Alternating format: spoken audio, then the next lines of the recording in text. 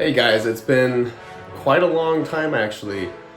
I was gonna go to the Legacy Expo in September, and I was super excited for that. It's a expanded universe con, essentially, kind of like Comic-Con. I was really pumped for that, but unfortunately, I had a few things come up. My schedule was just too tight, so I had to cancel it. And that was gonna be my next big star log. So it kind of bummed me out that I had to cancel that, and then I just got busy with work, and so I really haven't been pumping anything out on this channel lately. However, a little while ago, I asked Rookie One Customs, that custom figure creator, if he could make a special figure for me. It was actually my brother Max's suggestion that all the customs I've done so far are already from something. Like I have that set of figures that's from Jango Fett Open Seasons comic book. I have a lot from Knights of the Old Republic, but those are all IPs that already exist. And my brother, mentioned, hey, you have some Star Wars fanfics. Why don't you commission someone to make a figure of one of your own characters? And so I finally bit the bullet and I did it. And it just came today. My birthday's in a few days, so it works out. It was a really cool birthday present for me. And the process we used to make the figure was really neat. And so I want to kind of do a step-by-step with you guys to show you how that process looked, and then we'll look at the final product here. So this whole channel originally had one purpose, and I still intend on that being the ultimate purpose. We'll get there eventually. And again, I've been kind of busy, just things in my life, and this will have to be on the back burner for some time still, but I still fully intend on making this the ultimate product of this channel, Star Map. I did write in 2020. It was my sort of COVID summer project. I wrote my first Star Wars fanfic. Earlier that summer, I've been rereading the Jedi Academy series just for fun. And prior to that, Star Wars wasn't really in my life at all, or hadn't been for years and years, a little over a decade maybe. But for some reason, COVID, all the time that I had in my hands, I started getting back into Star Wars, and so I read all these Jedi Academy books. I read the trilogy, and the writing in those is just so fun and so colorful and so exciting. I was feeling inspired, and I still had all this time on my hands, so I wrote my first little Star Wars fanfic, and I still think it's my best. I've written some since then, but I still think that first one was my strongest work. It's called Forgotten Heroes, and at the time, this concept hadn't been beaten to death yet, but the concept was young Padawans who escape Order 66. The inciting incident, the first scene is Order 66, and it's from the perspective of some Padawans. I will say, spoiler alert, because I don't want, my problem with when people do stragglers, people who have escaped Order 66, which is of course a super fun idea. My problem was when they bleed too far into the original trilogy. I've mentioned this before, when you have too many Jedi, and a lot of people agree with me, when you have too many Jedi running around during the Civil War era, it just doesn't make sense. And so I will say, sort of soft spoilers, all these guys die before those events take place. They do important things in that really cool in-between period, in between episode 3 and 4, but I make sure any Jedi are either dead or at least not lightsaber wielding Jedi by that point, by the time of Luke coming to fruition as a hero for the rebellion. And so this first chapter was Padawans escaping Order 66. The second chapter sort of jumps a number of years, not exactly 10, it was a little less than that, I forget exactly what it is, but now we basically have sort of a teenage Jedi, one of the Padawans who has escaped. And I'll just read to you this is how we made the figure. I sent him this part of the novel, the short story, which is a description of the character, and then he just made it based on that. So it was super fun. I'll read it to you guys now. This is from the top of the second chapter, after he escapes Order 66. Deep in the unknown regions on the fifth planet and its system, an adolescent Omwati trudged through an unrelenting blizzard in search for shelter. He readjusted his footing as the winds kicked up, and kept an eye on the terrain mapping device in his hand as he treaded carefully forward. The steady beeping of the device slowly sped in tempo, a slight linear increase but promising. He held it out left and right, fishing for the sweet spot, and slowly the rate of increase in the high-pitched beeping became exponential. He smiled, walked faster, staring at the device's small frost-encrusted monitor, when a gust of spiraling wind blew him into a cave of solid blue ice. He stood and removed the thick white hood that protected his head from the deadly cold, revealing his feathery snow-white hair. The blue of his skin matched the blue of the translucent ice walls so closely he looked like a refraction of light against it as he walked deeper into the mystical place. And the deeper he went, the more awestruck he became. Though his connection to the Force was relatively weak for someone who had been admitted to the Academy on Coruscant, there was no doubt in his mind the place emitted great energy. In fact, it seemed to exude it in excess. The Omwati remembered back to his training and what Master Dralik had said, that the Force was stronger in some places and weaker in others. Well, this remote planet of Illum was indeed a hub world of the Force, and for it was at one time considered by the Jedi to be a home away from home. Among the abundance of multicolored crystalline solids that protruded from all angles of the massive primordial cavity were offerings to the jagged, luminous formations themselves that had been placed by pilgrims of the sacred place. Among the wealth of offerings were piles of stones with crudely carved symbols etched into them, coins from distant and forgotten civilizations, and stacks of Republic credits signifying more recent sojourns. The Omwati crept along the side of the cave and extended his hand so the tips of his fingers gently grazed the protruding crystals.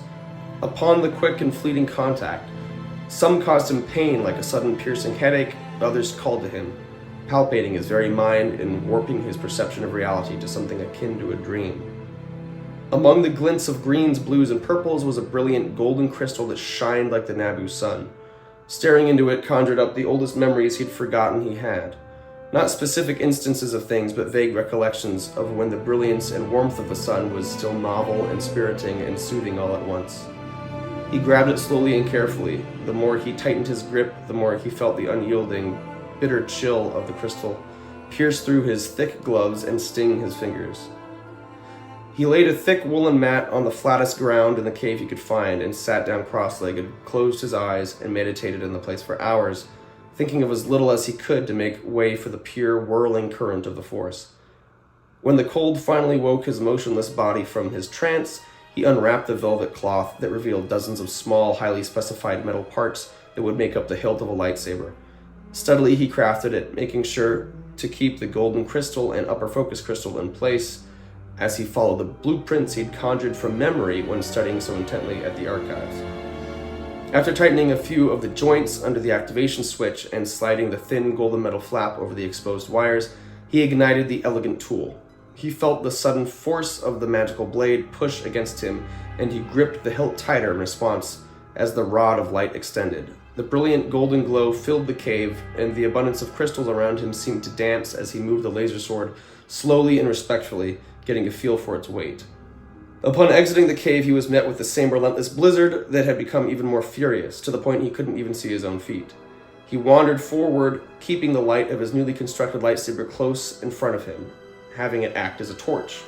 Ancient Jedi had said that the lightsaber was not only a weapon, but an essential tool that could help align one with the Force. He held that knowledge at the forefront of his mind as he tried to let it guide him. He trekked through the seemingly endless desert of ice, fighting the instinct of corporal panic that had set in along with the bitter cold. He breathed deeply and evenly as he gripped a lightsaber hilt with white knuckles, when in the distance he saw a bright red flashing light, a familiar light. He followed it as closely as he could, fearing hypothermia as he waned in and out of focus, fighting not to lose consciousness. Finally, he stumbled up to the source of light. "Thanks for waiting, R6. He patted the short, stout, dark blue asteroid droid on the back of its angular metal head as he walked up the steps to the sleek, yellow Naboo starfighter he had arrived in. R6 whistled with a quick, upward cadence, excited to see his master, then rolled into position under the starfighter, eager to make their hasty escape from the dreadful planet. So, I sent him that scene, just the text, and then he tried to basically recreate the characters from that scene. So I believe we obviously created the main Jedi here, young Jedi, named Qatar Zal'a. And I think he made the device that he was holding, and then we also have the R6 droid. So let's check it out. Ooh, yes, here's Qatar. Very cool, very cool.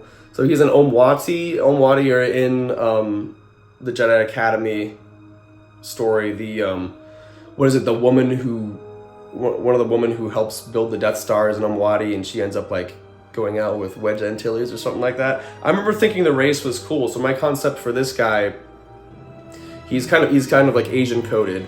I was inspired a lot by Ashitaka from Princess Mononoke, just in the way that he's like courageous but still very gentle. And so I have this guy. The other thing is the Omwati are supposed to be obviously very intelligent. And while he is very book smart, his connection with the Force is weak. And so in the first scene, in the first chapter, I have him kind of getting bullied by the other students because he's not as adept with the Force, but he's kind of like a know-it-all student. So he was bullied when he was a kid at the academy, or the Jedi Temple on Coruscant. So there he is, super cool, pure white robes, because he's like the, not a lick of bad in him. We have, so we have a hand. It's like a Force push hand, super cool.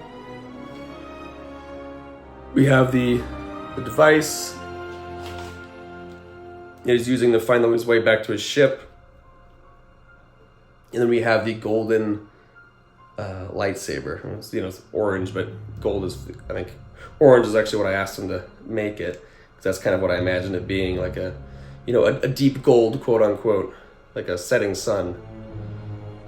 So there it is, super cool. And then I wonder if you can hold what I call it, a terrain mapping device, whatever we want it to be. Yeah, you can hold that, super cool. There he is. And then his R6 droid is in here.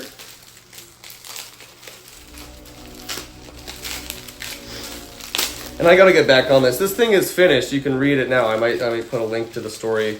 There's just a PDF I have. But I've been meaning to adjust it in a couple spots, and then ultimately on this channel, I was going to make an audiobook of it. So that's where things are going. Here's his little R6 droid. Super cool. Trusty R6 droid. Yeah.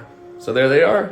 There they are. Super cool. Thank you, Rookie One Customs. This is so cool. It's really cool seeing one of my own little characters come to life, and it's really sort of sparked my excitement for this short story again. So I definitely got to get into the studio soon. Well, first I got to clean up the book, make sure it's all ready to go, and then I got to get into the studio and start making a real audiobook of it. But let me know how you guys have been doing. I know it's been a long time. I'm sorry. I do have a few videos on the back burner.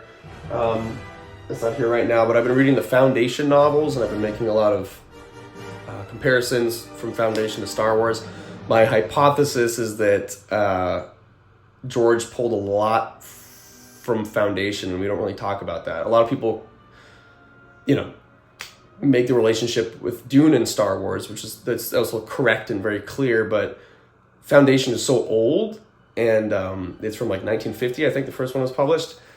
And immediately when I started reading it, a lot of just buzzwords and concepts jumped out to me. And maybe this might seem obvious to some of you who are really into sci-fi and you already know about this, but there were a lot of similarities that were really striking me between the original set of Foundation novels and for the original Star Wars trilogy. So that I have on the back burner. I'm just slowly kind of getting through the book. I need to read the whole thing, obviously, before I make the video.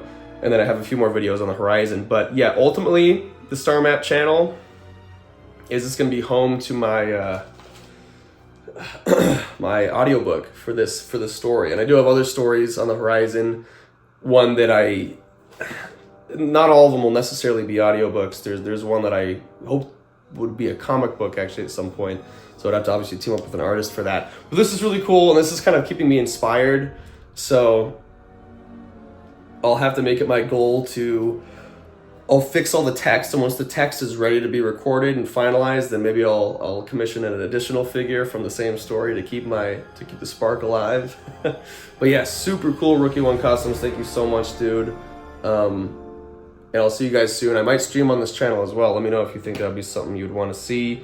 If I'd stream like a Star Wars game with my friends. And I actually have the Pizzac game, like the real life Pizzac table and cards. I might stream that with my friends as well, whatever you guys think would be fun. But yeah, so I'm super happy with this. I just want to show you one more time.